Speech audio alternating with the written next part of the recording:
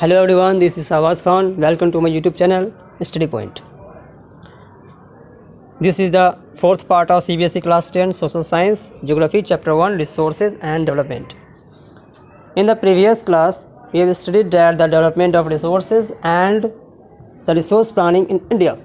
Now, we are going to study about conservation of resources. Okay. Number 5, conservation of resources. Resource conservation at various levels is important.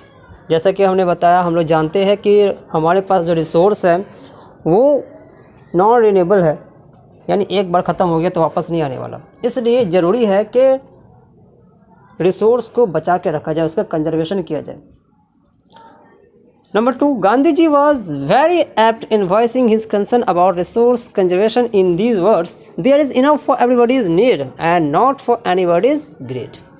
Gandhi ji ने एक बहुत ही प्यारा वाक्य कहा था जो आज भी वो एप्लीकेबल हो रहा है। उन्होंने कहा था कि पूरे वर्ल्ड में जो संसाधन है, जो रिसोर्स है, वो रिसोर्स मनुष्य की आवश्यकता तो पूर्ति कर सकता है, लेकिन मनुष्य के लालच को कभी पूर्ति नहीं कर सकता। ठीक है, आप लोग ने देखा होगा कि आपके पास जो कुछ भी है, तो आपके पास घर है, कपड़े है, खाने को रोटी है, सब कुछ है, वो आपको ज़रूरत पूर्ति कर सकता है। लेकिन अगर मनुष्य लालच करता है तो उसका लालच कभी पूर्ति नहीं हो सकता। ठीक है, अगला नंबर 6 है land utilization. Land utilization, land का किस प्रकार से उपयोग हो रहा है।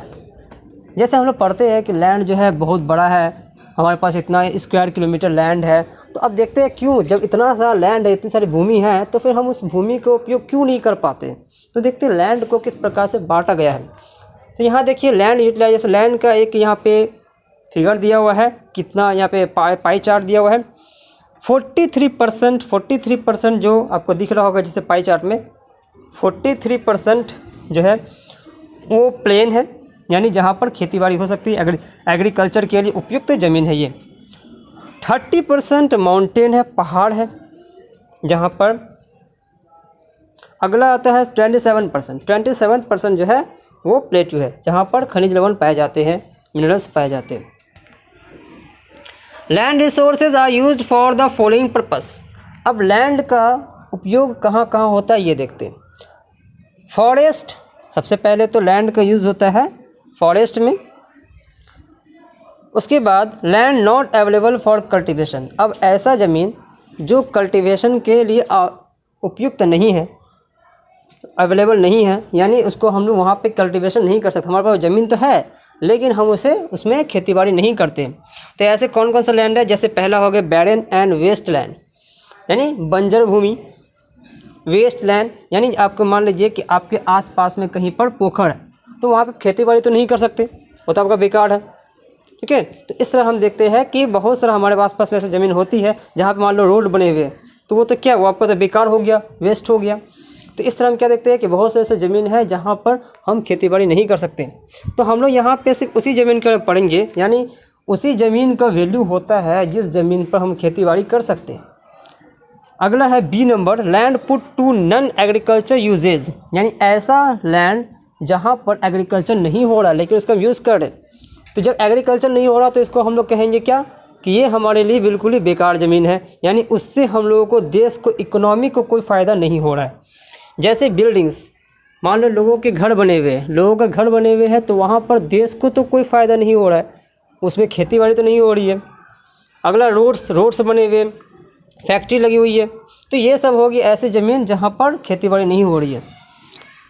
नेक्स्ट है अदर अनकल्टिवेटेड लैंड, यानी और भी ऐसी कुछ ज़मीन है जहाँ पर खेतीबाड़ी नहीं होती है, इसमें फैलो लैंड को नहीं रखा गया है। Number A, permanent pastures and grazing land, यानी ऐसा ज़मीन जहाँ पर मवेशियों को ग्रेज करने के लिए छोड़ दिया था, मवेशियों के ग्रेजिंग करने के लिए ज़मीन को छोड़ दिया था। गांव देहात में आपने से देखा होगा कि ऐसे कोई ज़मीन होती है जहाँ पर गांव के सारे जो मवेशी लोग होते हैं वहाँ पे आकर के लोग अपने मवेशी को चढ़ाते। तो ये हो गया पास्चर लैंड, ग्रेजिंग लैंड हो गया। तो यहाँ पर भी क्या होता है, खेती बाड़ी नहीं हो रहा है, इसलिए हम भी इसे बेकार ज़मीन कहेंगे। Land under miscellaneous tree crops moves. इसके बाद आता है कि ऐसे बहुत सारे ऐसे ज़मीन है जहाँ पर हम लोग खेती बाड़ी नहीं कर रहे, लेकिन वहाँ पे क्या किए, हम दूसरे प्रकार का क्रॉप्स को लगा दिए जो हमें कोई फ़ायदा नहीं देने वाला है। Okay. Number C, culturable waste land left uncultivated for more than 5 agriculture years. अब आता है नंबर सी में कल्चरेबल वेस्ट लैंड, यानी वेस्ट लैंड बेकार ज़मीन जिसको 5 साल के लिए, 5 साल के एग्रीकल्चर ईयर्स के लिए छोड़ दिया गया या फिर उससे ज़्यादा समय तक वो उसमें खेती बाड़ी नहीं हो रही है। इसमें आ गया फैलो लैंड। फैलो लैंड्स का भी फिर से, अब फैलो लैंड्स में फिर से एग्जाम्पल है number A, current fallow left without cultivation for 1 और लेस देन 1 एग्रीकल्चर ईयर। फैलो लैंड्स 2 प्रकार के होते हैं। पहला हो गया कि ऐसा फैलो लैंड जिसको हम लोग करंट फैलो कहते हैं, जो 1 साल या 1 साल से कम समय तक में उसमें खेती बाड़ी नहीं हो रही है। अगला आता है other than current fallow left uncultivated for the past 1 to 5 agriculture years. अगला आता है कि फैलो लैंड के अलावा, यानी ऐसा भूमि जहां पर 1 से 5 साल तक के बीच में कोई खेती बाड़ी नहीं हुई है। नेक्स्ट है नेट सोन एरिया। अब अगला ज़मीन आता है नेट सोन एरिया, यानी जहां पर हम लोग बीज बोने काम करते हैं, खेतीबाड़ी करने का काम करते हैं। इसको कहा जाता है area sown more than once in an agriculture year plus net sown area is known as gross crop area. तो इस ज़मीन पे खेतीबाड़ी होती है, यहाँ पर जो है खेतीबाड़ी हो करके इससे नेशनल इनकम पैदा होती है। Okay, thank you.